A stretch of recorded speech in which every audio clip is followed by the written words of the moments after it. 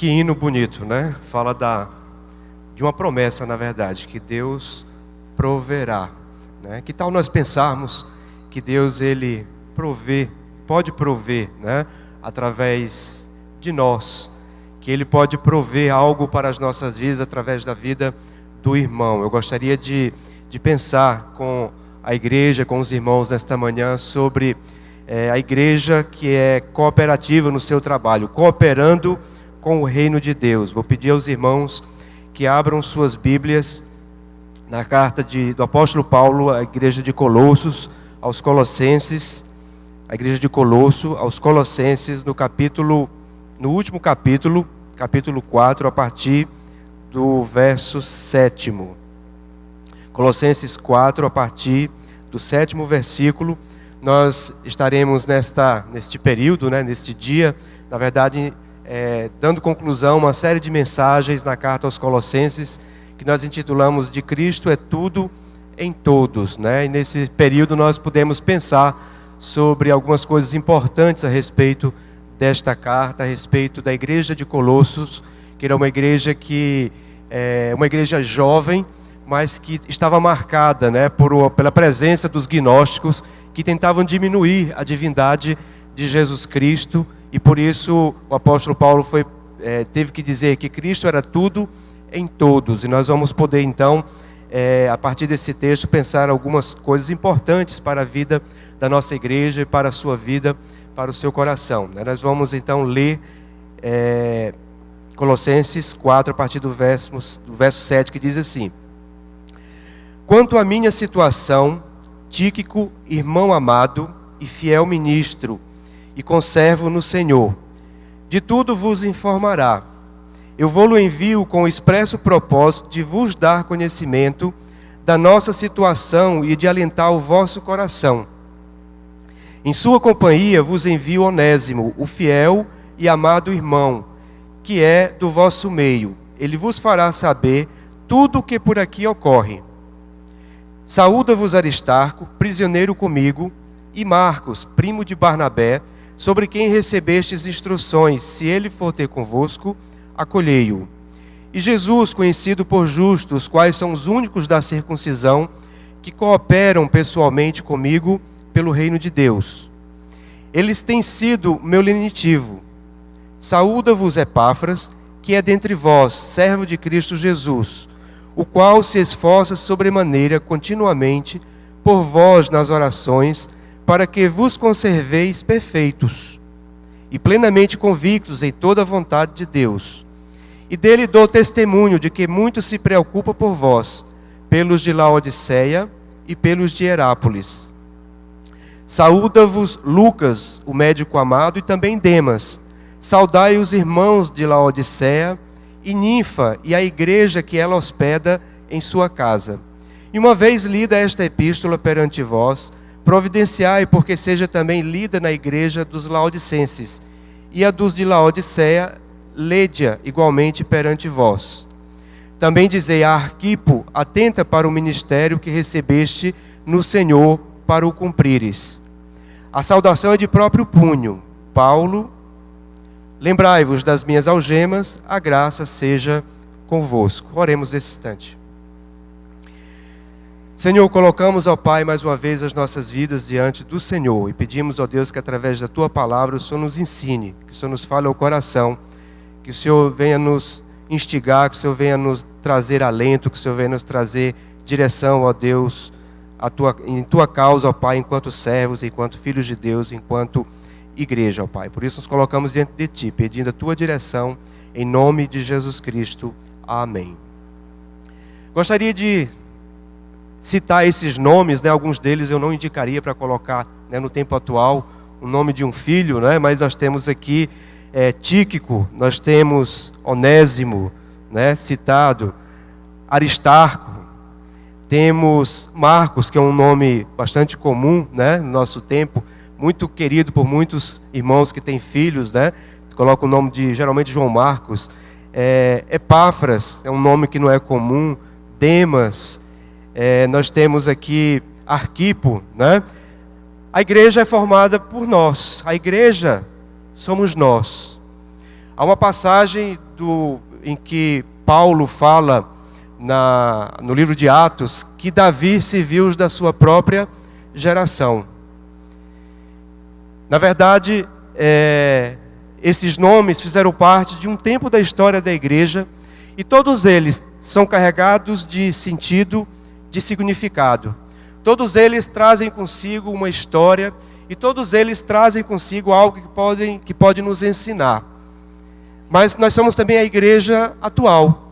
A igreja que tem o Roberto, que tem o Jorge, que tem o Daniel, que tem o Bruno, que tem o Elton, que tem Denison, né? Comecei ali pelo coro masculino, né?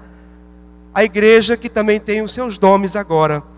Igreja que talvez na sua memória, no seu pensamento, você possa lembrar desde quando você era criança, aquele professor, aquele seu colega que se batizou junto com você. A sua memória vai buscar momentos que você viveu como igreja, que alimenta a sua vida e que fez sentido em algum momento e que nós podemos pensar num passado, num presente e que futuro é que nós queremos para a nossa igreja.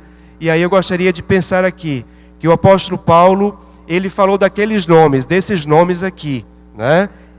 Tíquico, Onésimo, Epáfras e outros, como pessoas que foram cooperadoras com o reino de Deus. Até que ponto você tem sido cooperador com o reino de Deus? Você tem sido aquela pessoa que de um modo geral você coopera, você ajuda?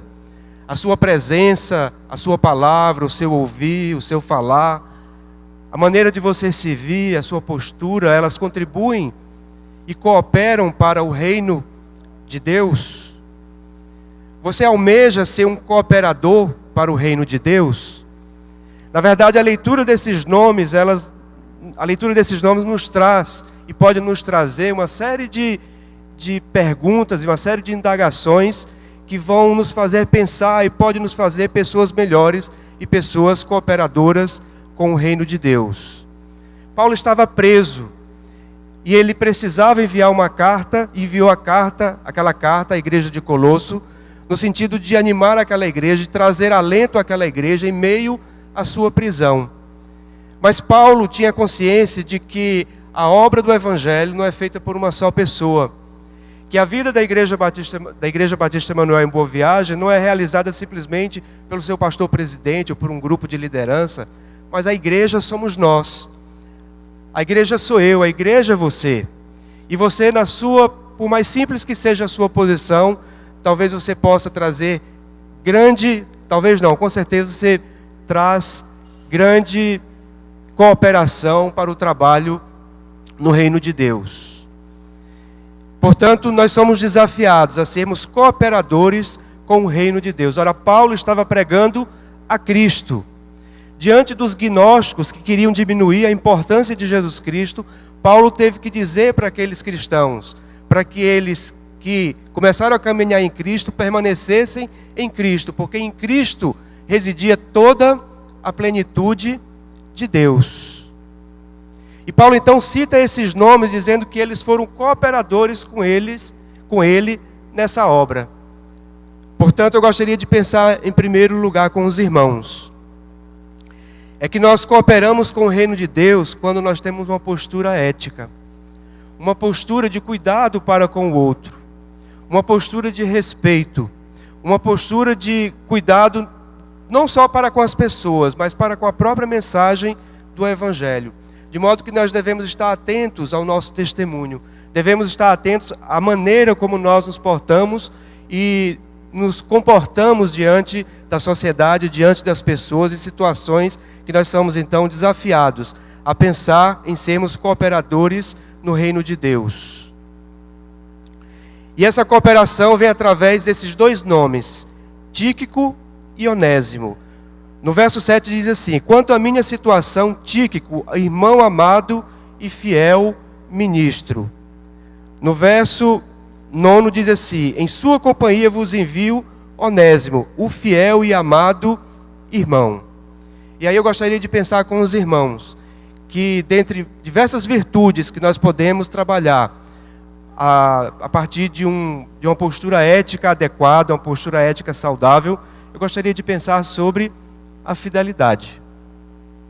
Na verdade, Tíquico e Onésimo trazem consigo a marca da fidelidade.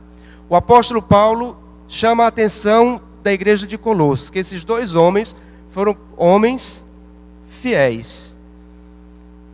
A qual é importante que nós venhamos a desenvolver em nós, ainda que seja impossível alcançar a plena fidelidade, mas que nós sejamos mais fiéis, menos fiéis, ou que nós nos aproximemos daquilo que Tíquico e Onésimo nos traz a respeito disso que Paulo apontou como característica, a fidelidade.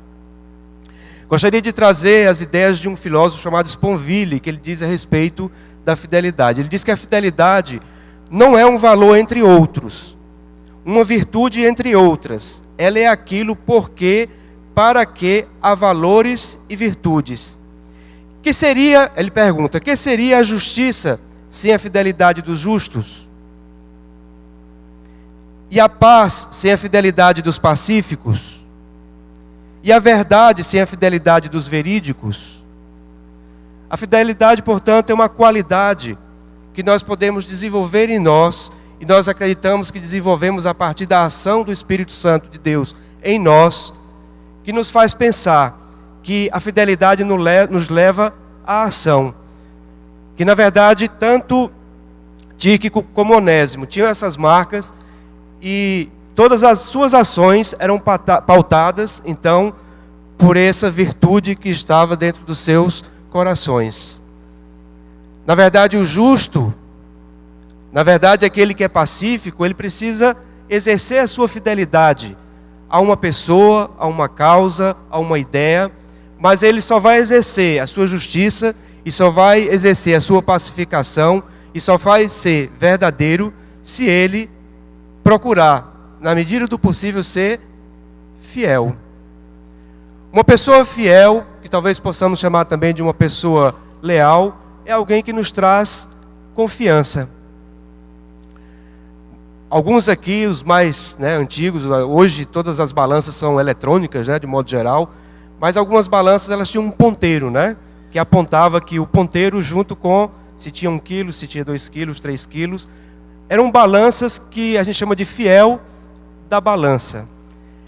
Aquele fiel apontava ali 1 quilo, mas não era tão preciso quanto uma balança eletrônica. Mas nem a balança eletrônica, digital, ela tem total fidelidade. Mas é ruim, quando você vai ao supermercado e pensa que comprou 1 quilo de feijão, e quando você vai pesar numa balança, aferida, com a sua aferição correta, e só comprou 900 gramas de feijão. Você diz assim, fui roubado, bastante roubado. Então, quando você vai ao posto de gasolina e não sabe direito se o que está acusando ali no marcador é realmente o tanto de gasolina que entrou. Aliás, vivemos num período no nosso país em que tem sido divulgado aquilo que até já faz parte da nossa história, infelizmente. Fomos montados, fomos forjados e criados em meio à corrupção, em que nós nos sentimos muitas vezes lesados, nos sentimos não confiantes na política ou no Congresso Nacional, não confiantes nas lideranças ou nas instituições. Uma pessoa infiel, ela nos traz insegurança. E o apóstolo Paulo encontrava em Tíquico e Onésimo a fidelidade que ele necessitava e a confiança de que se ele entregasse aquela carta para aqueles dois, aquela carta ia chegar e não ia chegar distorcida. Interessante, porque naquele tempo era uma carta que passava às vezes dias, semanas, meses para chegar àquela comunidade. Hoje nós temos o WhatsApp, naquela agonia do frenesi da nossa sociedade, em que às vezes as pessoas parecem que estão querendo que você responda imediatamente. Não dá tempo nem você pensar e elaborar o que você está recebendo.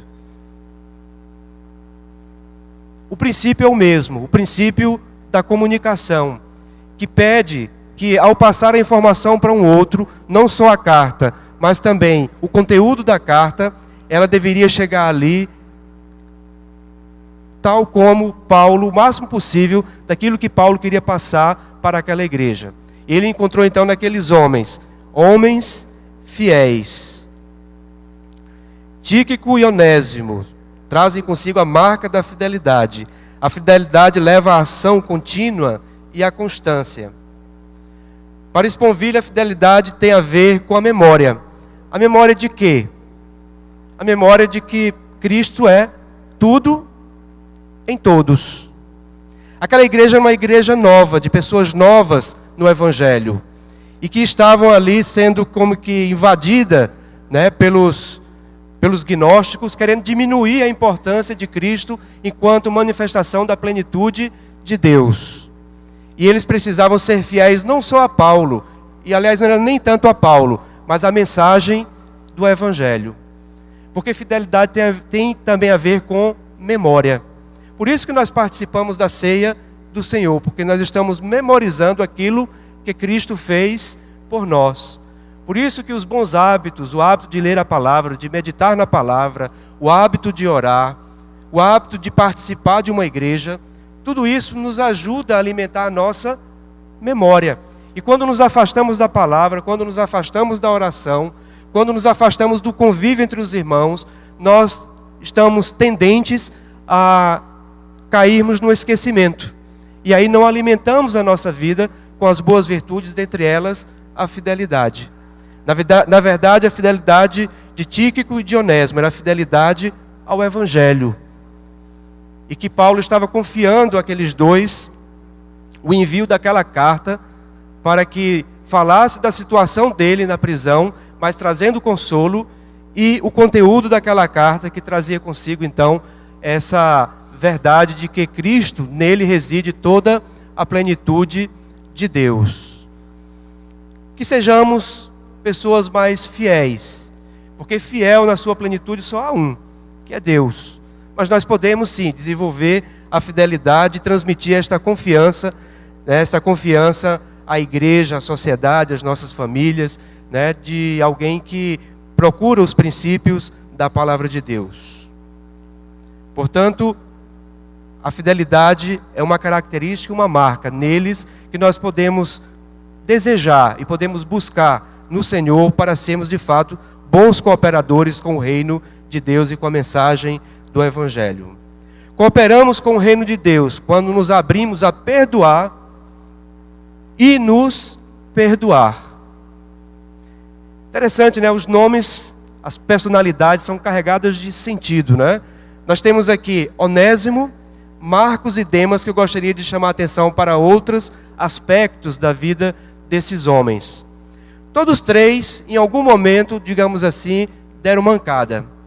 Todos eles, em algum momento, não foram até sequer fiéis a Paulo, ou diria até a mensagem do Evangelho.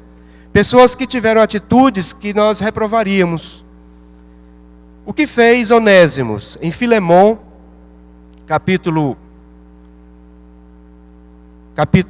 aliás, o único capítulo que tem, né? Do verso 8º ao verso 20, diz assim. Os irmãos podem ouvir. Pois bem, ainda que eu sinta, Paulo falando a Filemão, pois bem, ainda que eu sinta plena liberdade em Cristo para te ordenar o que convém, prefiro todavia solicitar em nome do amor, sendo o que sou, Paulo o velho, e agora até prisioneiro de Cristo Jesus. Sim, solicito-te em favor do meu filho Onésimo, que gerei entre algemas. Ele antes te foi inútil, atualmente, porém, é útil a ti e a mim. Eu te envio de volta em pessoa, quero dizer, o meu próprio coração. Eu queria conservá-lo comigo mesmo, para em teu lugar me servir nas algemas que carrego por causa do Evangelho. Nada, porém, quis fazer sem o teu consentimento, para que a tua bondade não venha a ser como que por obrigação, mas de livre vontade.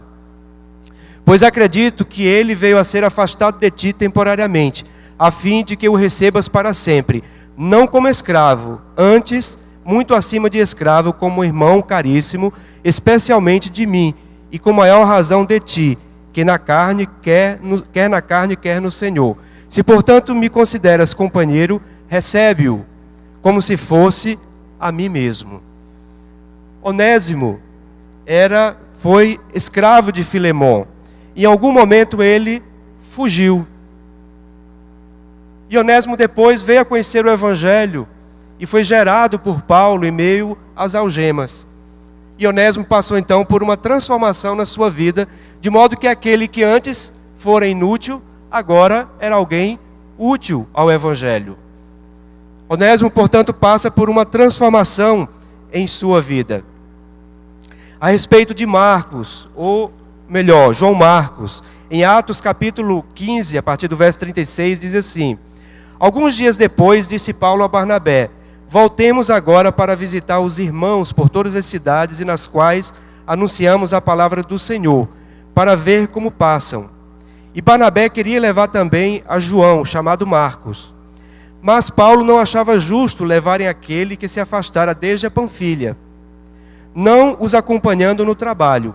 Houve entre eles tal desavença que vieram a separar-se. Então Barnabé, levando consigo a Marcos, navegou para Chipre. Mas Paulo, tendo escolhido a Silas, partiu encomendado pelos irmãos à graça do Senhor, e passou pela Síria e Cilícia, confirmando as igrejas. Em algum momento, o apóstolo Paulo, teve uma desavença com Marcos, porque Marcos quis se afastar, João Marcos quis se afastar do trabalho. E agora esse mesmo Marcos é recomendado pelo apóstolo Paulo, quando escreve aos Colossenses, quando ele diz assim: saúda-vos Aristarco, prisioneiro comigo, e Marcos, primo de Barnabé, sobre quem recebestes instruções, se for ter convosco, acolhei-o. E Demas, que da segunda carta de Timóteo, no capítulo 4, verso 10, diz assim: procura vir ter comigo, Paulo falando a Timóteo, depressa, porque Demas, tendo amado o presente século, me abandonou e se foi para Tessalônica.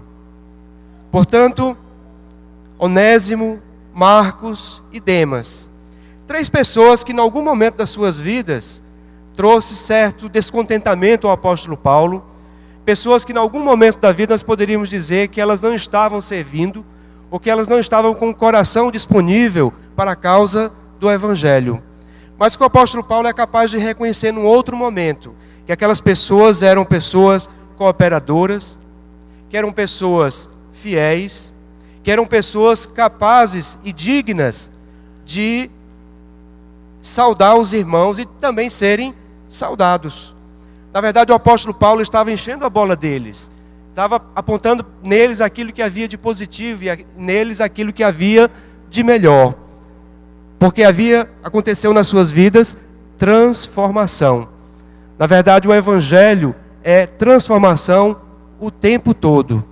Todos nós, para sermos cooperadores do Evangelho, precisamos não simplesmente achar que nós já estamos transformados e por si só estamos transformados. Sim, fomos, mas estamos numa caminhada que nós chamamos de santificação e que dia a dia, de fé em fé, de glória em glória, nós haveremos de almejar. Então, essa percepção e essa sensibilidade para desenvolvermos a fidelidade, para buscarmos essa transformação contínua, para finalmente, sim, sermos cooperadores do Evangelho.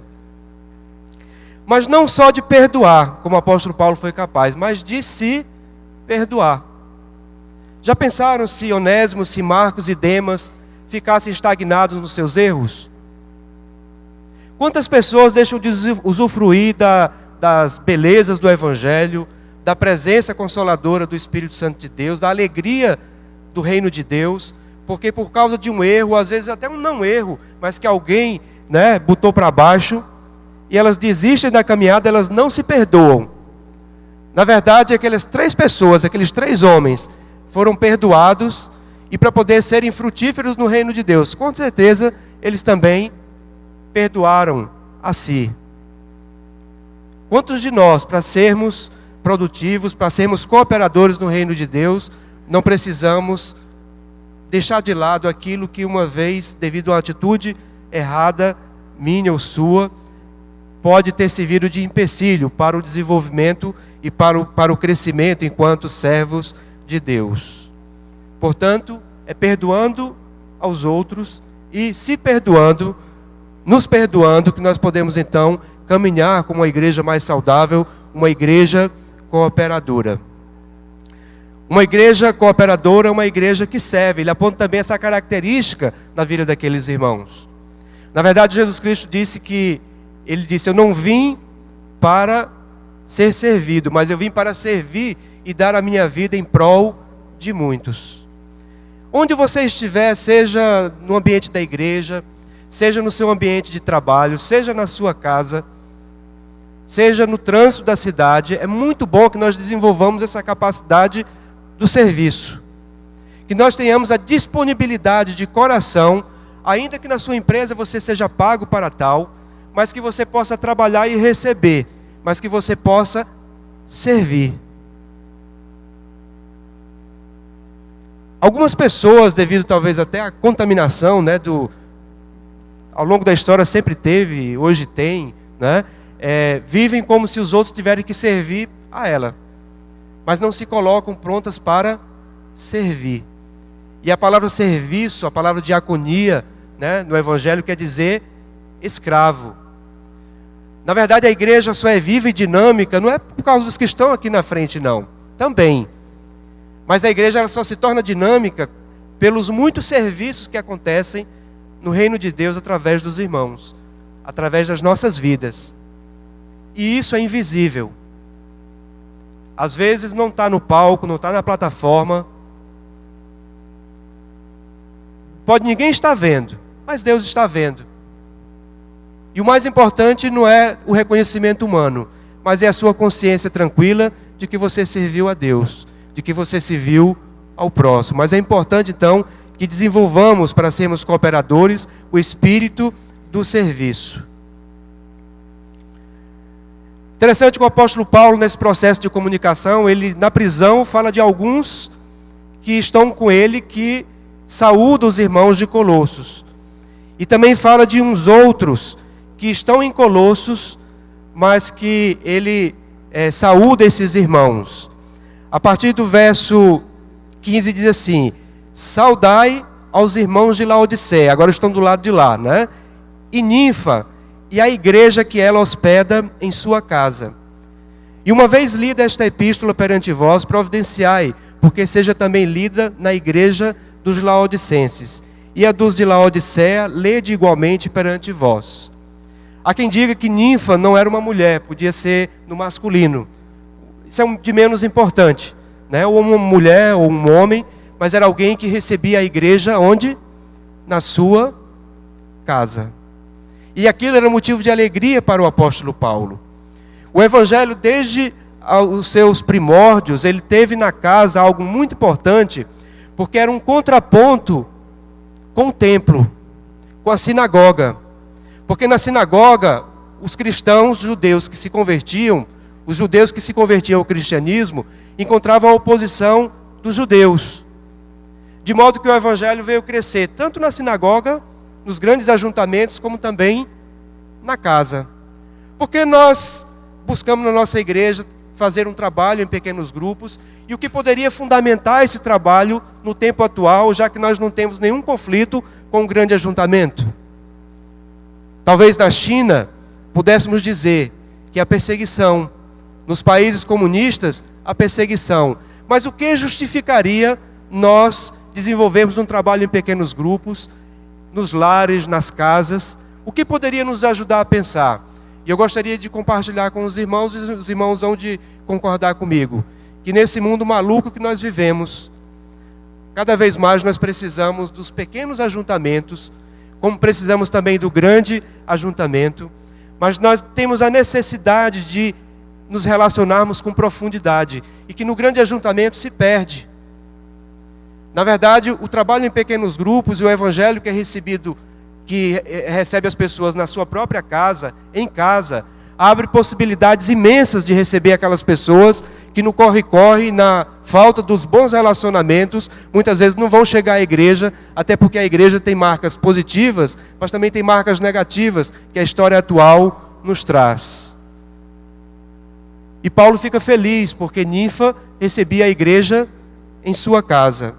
Em Filemão 2, Paulo diz assim, quando fala a Filemão, ele fala também a Áfia e a Arquipo, nosso companheiro de luta, e a igreja que está em sua casa.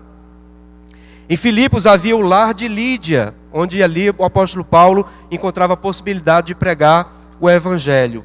Em Corinto, Gaio é referido como hospedeiro de toda a igreja, Romanos 16, 23. De modo que na casa de Gaio ele recebia toda a igreja. Nós podemos cooperar grandemente com o Evangelho, se nós abrirmos não só a casa, mas também o nosso coração. Se nós abrirmos o nosso coração e a nossa casa para receber as pessoas, para ajudar no pastoreio, para ajudar nessa vivência dos mandamentos recíprocos, se pudermos compartilhar não só a carta de Colossos, mas toda a Bíblia, no sentido de trazer luz e trazer alimento espiritual à vida das pessoas. Mas aí eu gostaria de chamar a atenção dos irmãos numa coisa: você pode ser fiel, você pode ser até um espírito de servo, você pode abrir a sua casa, mas o apóstolo Paulo nos chama a atenção para uma coisa muito importante. Ele diz assim: a saudação é de próprio punho, Paulo, lembrai-vos das minhas algemas, a graça seja convosco.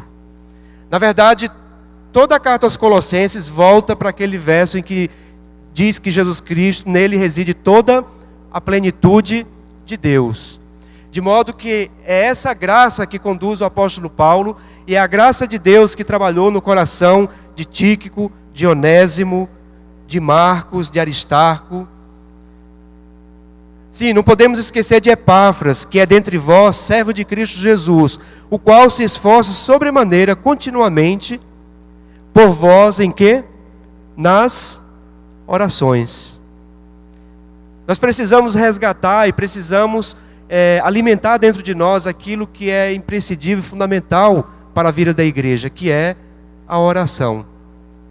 Eu duvido que você consiga ter uma vida de oração dizendo assim: Senhor, eu quero que o Senhor destrua aquilo, que o Senhor faça aquilo outro com aquele líder. Não, a oração sempre vai fazer com que você reveja o modo de conversar com Deus e o modo como você vai se colocar perante as pessoas. A oração é a coisa mais importante e invisível que somente você e Deus pode estabelecer e que pode levar a uma relação de intimidade. E que Epáfras era alguém que prestava um grande serviço, porque de forma sincera ele servia a Deus orando por aquela igreja. Porque as coisas espirituais são discernidas espiritualmente. Nós trabalhamos com algumas coisas visíveis, mas as coisas espirituais são discernidas espiritualmente. Portanto, a oração e a graça de Deus são elementos que nós temos que fazer com que sejam abundantes dentro de nós, para que sejamos de fato cooperadores com a causa do Senhor. E mais uma vez, a memória da graça de Deus, porque é pela graça que somos salvos e é pela graça de Deus também que somos santificados. Portanto, uma igreja cooperadora, uma igreja firme, uma igreja forte, é aquela que procura desenvolver dentro de si essa relação com o seu Senhor, Jesus Cristo, a fim de que melhore nessa questão da fidelidade, a fim de que abra o seu coração, a sua casa, a fim de que perdoe e que se perdoe, da igreja que é capaz de se colocar diante do Senhor e diante dos irmãos, entre nós, de forma digna do Evangelho. O apóstolo Paulo também diz: lembrai-vos das minhas algemas. Interessante que em nenhum momento o apóstolo Paulo ficou ressentido porque estava algemado. Em nenhum momento ele se sentiu ressentido porque estava algemado e preso por causa do Evangelho. Mas não, a prisão para ele era como se fosse uma insígnia, alguma coisa que falasse da autoridade apostólica. Porque só a graça de Deus seria capaz de dar a ele a alegria e dar a ele a visão do trabalho, mesmo preso. Preso pelos homens, mas livre em Cristo.